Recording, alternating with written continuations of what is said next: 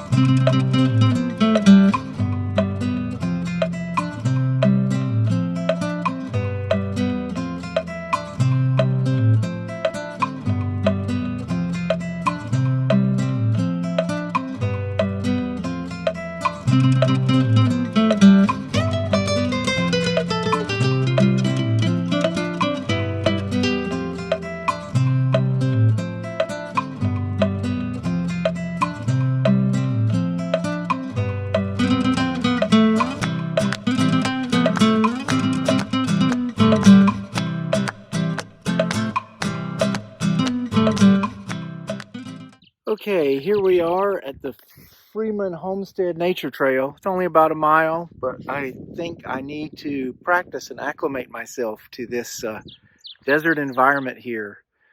It is crazy hot. I mean, technically it's only 71 degrees, but the sun's already beating down. It's only a little after 9 in the morning.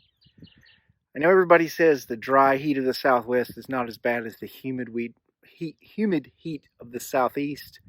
I'm here to tell you, it seems just as bad to me. The landscape is pretty darn cool though.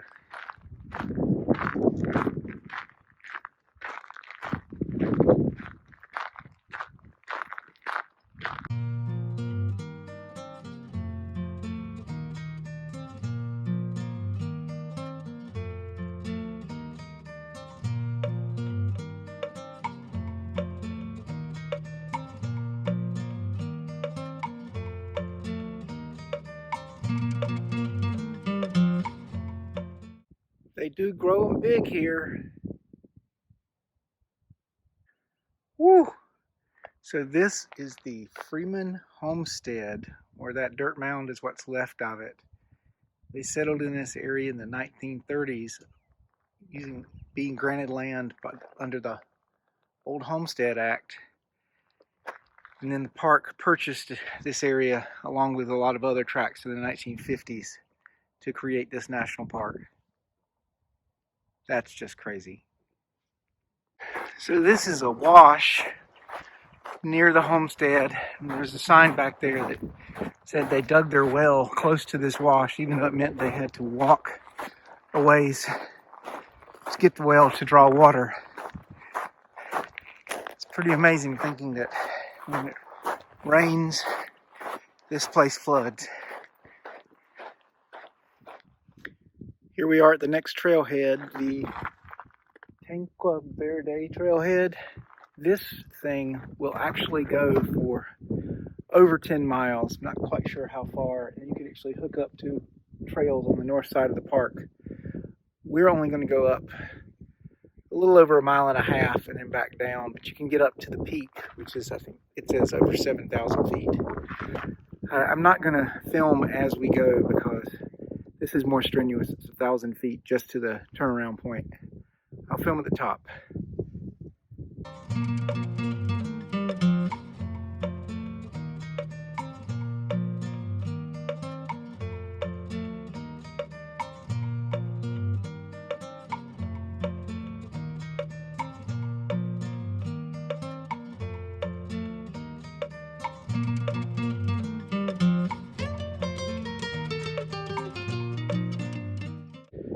So here we are near the top.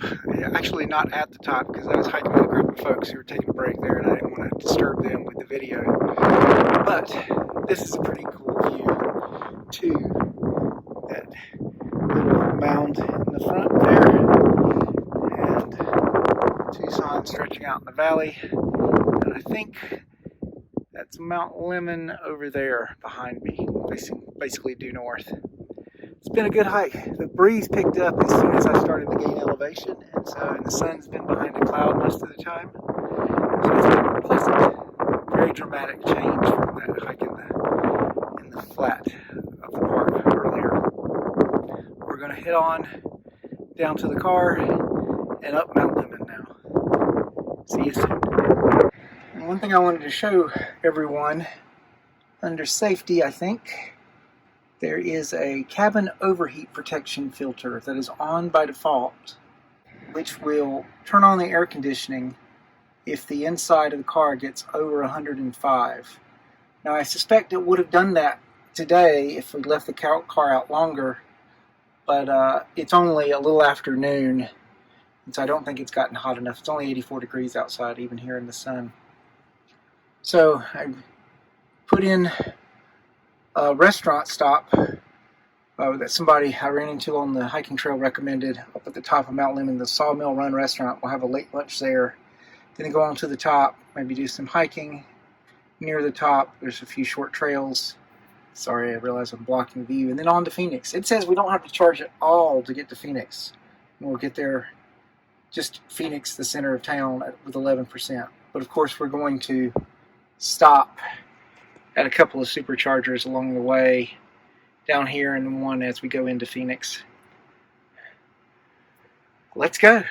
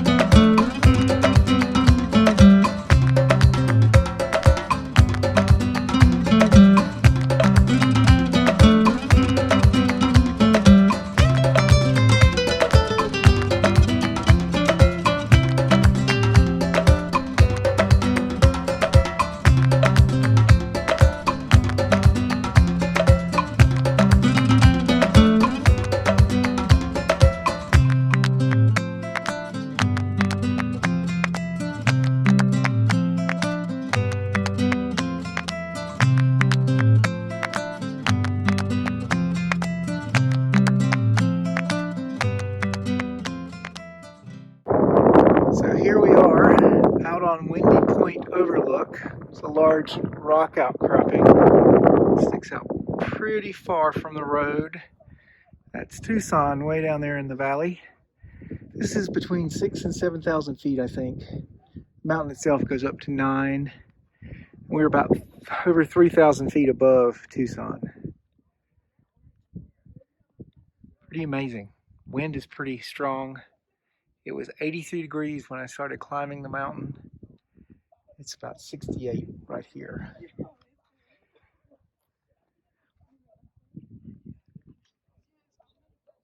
Too many things to look at.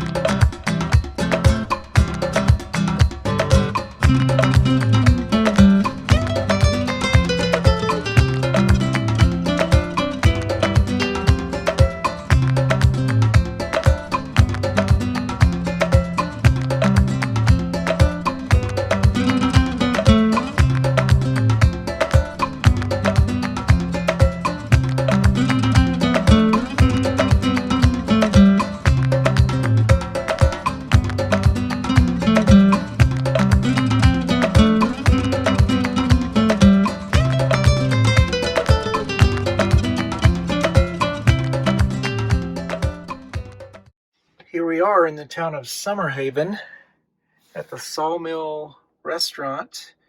The GoPro got so hot in the sun coming up that it shut off, and I put it under the seat while I went out on the windy Vista overlook, and then it worked again. What's really great is if you look at the energy usage, you literally got down to 500 watts per mile, or 2 miles a kilowatt, which is unheard of. If you look at the last 5 minutes, we actually did a lot of downhill in the last 5 minutes. That helped. But at one point, it was over 600 watts per mile. It's time for lunch.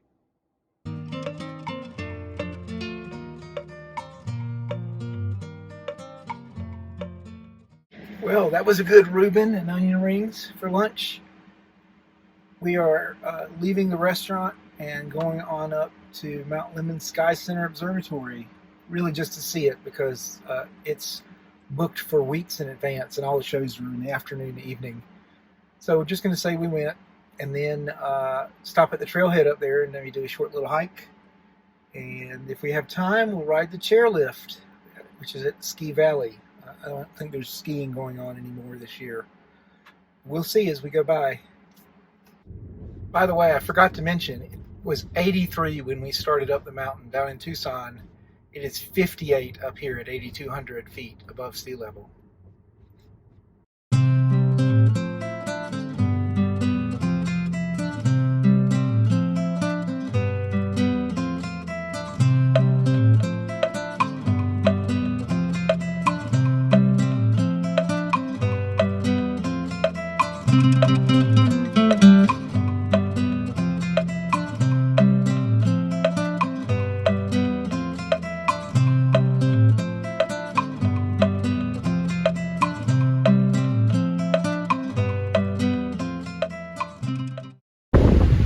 So, the road to the observatory was closed. This is the U.S. Forest Service parking area. It says it's a fee area if you're going to hike or camp. We're just going to take a quick video and be on our way. There's Tucson way down there. And here I am to prove that it's me. Everybody else has on winter coats here. But it feels good after hiking in Saguaro National Park in the 80s in the sun. Definitely glad I did this. Highly recommend it. We may go down a little ways and hike a short trail before we leave. Okay, it felt good for the first 5 minutes, but the wind is really up and it's really chilly out here. And wow, hiking in North Carolina in the fall or spring in 50-degree weather is great. I'm sure I could do this. I think discretion may be the better part of valor, since there's nobody else at this trailhead. And we're going to head on down. Take it slow and easy.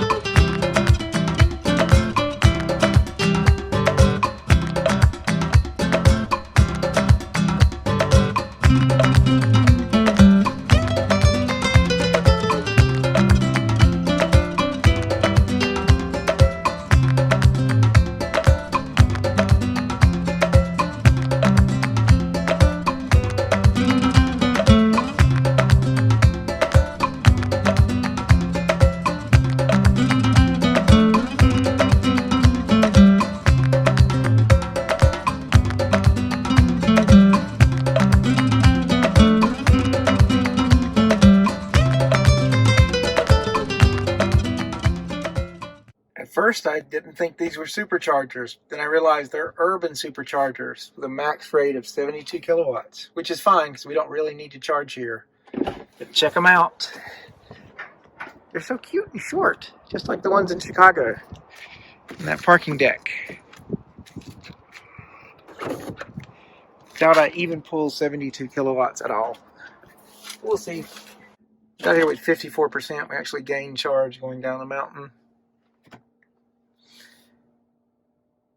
Connected. We're ramping up. Look at that. It hit 60 for a little bit. So a big supercharger is only less than 15 minutes away. So we can say we got this one, and let's continue our trip. So I forgot to film driving up. We did send another shopping center with a PetSmart and a grocery store. Usual suspects. And there's a classic car show, so even though I don't need a charge, I might walk over there and just see what they're up to. Let's plug in.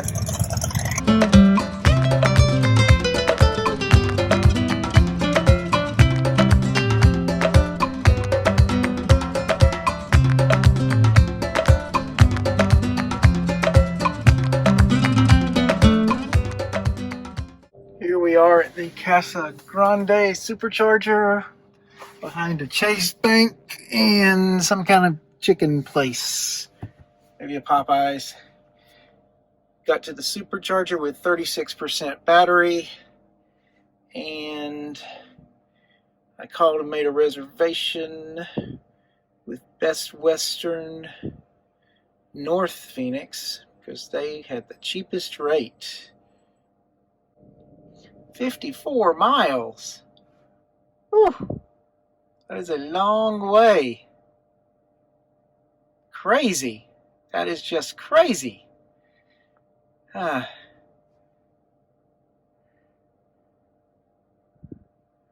says we leave now, we'll get there with 11%. So where the other superchargers are. We should probably pick up that one on the way so we don't have to come back downtown later. Why don't we do that?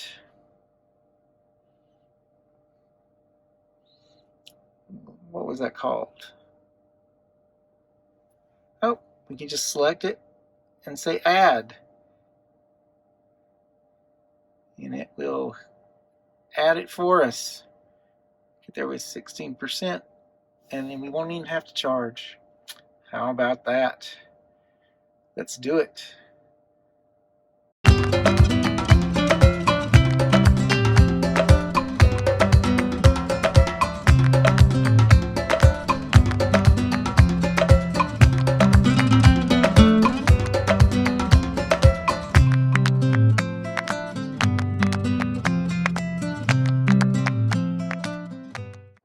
Well, here we are at the Arizona East Camelback Supercharger install, which is a set of urban superchargers. We got here with 39%. Let's plug in and get a few electrons and then go on to the hotel.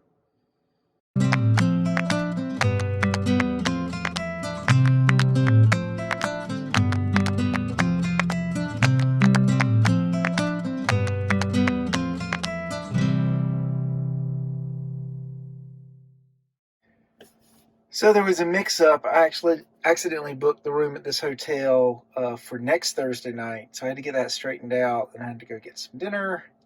Now we're finally plugged in charging, and I notice it's only charging at 3 kilowatts. So it's a 208-volt charger, but it's only 16 amps, which is about half of what most of them are. They're usually 30, 32, or even 40.